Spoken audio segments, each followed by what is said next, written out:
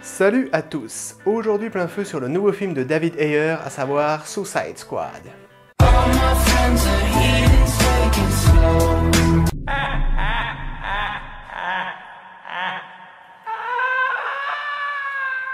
Avant toute chose, sachez que pour parler correctement du film, je vais devoir spoiler de 7 minutes jusqu'à l'autre minute. Mais je vous préviendrai juste avant, vous en faites pas. Pour ceux qui auront fait attention à mon décor, vous avez dû en déduire que j'attendais ce Suicide Squad aussi sadiquement que le Joker se délectant du chaos. Et au final, après cette longue et interminable année d'attente, tout ce que j'ai à dire, c'est que c'est définitivement un film de taré dans le mauvais sens du terme. Mais comment David Ayer, qui est également le scénariste du film, je le précise, comment il a pu mettre en scène des personnages aussi iconiques et se planter à ce point sur le scénario?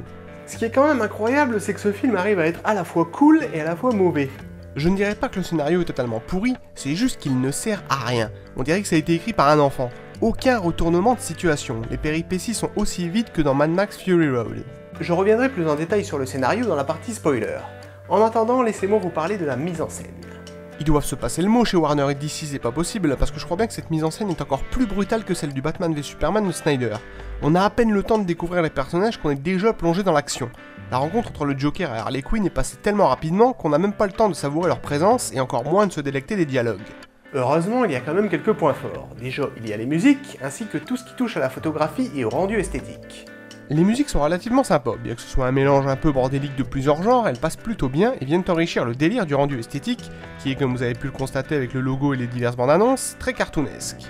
Tout ça c'est bien joli, mais si on abordait maintenant la plus grosse connerie du film, le fait que David Ayer ait voulu rendre ses personnages attachants. C'est des méchants, bordel, y a aucunement besoin de les humaniser. Comment peut-on inculquer un côté humain à des psychopathes qui sont censés n'avoir aucune empathie? Une fois de plus, c'est un bon gros développement de personnages à la sauce hollywoodienne. Bon, vous voulez sûrement que je vous parle du Joker? Ok, mais pour ça on va passer directement à la partie spoiler, donc si vous n'avez pas vu Suicide Squad, merci de revenir en fin de vidéo pour la conclusion finale. C'est parti. C'est déjà le générique de fin? Ok, et il est passé où le Joker? Ah, je l'ai loupé. Ok, bon bah c'est pas grave alors.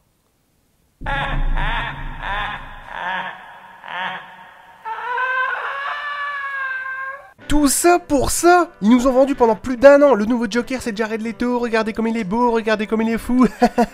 Pourquoi au final le placer comme figurant? C'est le Joker bordel, s'il y avait un personnage à mettre en valeur, c'est bien lui. Alors ok, je vais jouer le gentil flic. Oui, Jared Leto incarne relativement bien le Joker. Ne me demandez pas de faire la comparaison avec Nicholson et Ledger, je n'en ferai pas.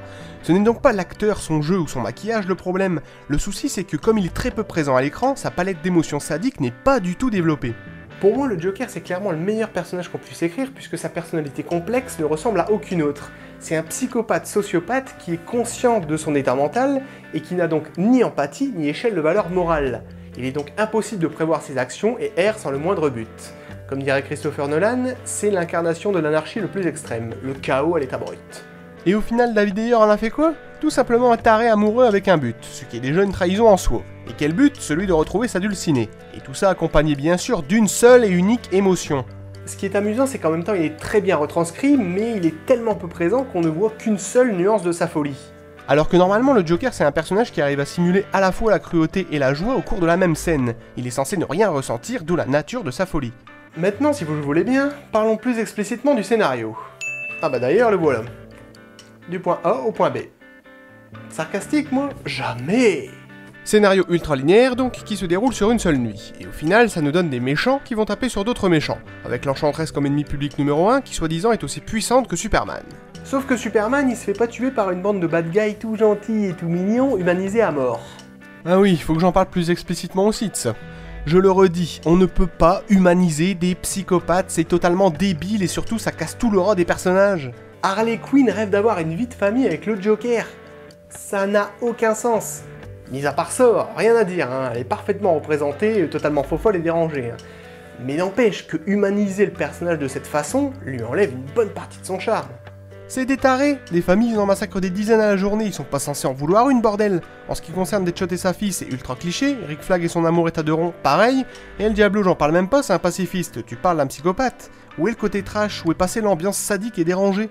Bon bah voilà, au final, mis à part les musiques, l'esthétique et le jeu des acteurs qui est très bons, que ce soit de la part de Will Smith, Viola Davis, Margot Robbie, qui est absolument sublime dans le costume d'Arline, Jared Leto, qui est vraiment flippant dans le rôle du Joker, et même Cara Delevingne est une très bonne enchanteresse. Mais mis à part tout ça, c'est pas que c'est une catastrophe, c'est juste du pur divertissement hollywoodien qui n'apporte rien, et qui est pourvu d'une mise en scène qui part absolument dans tous les sens.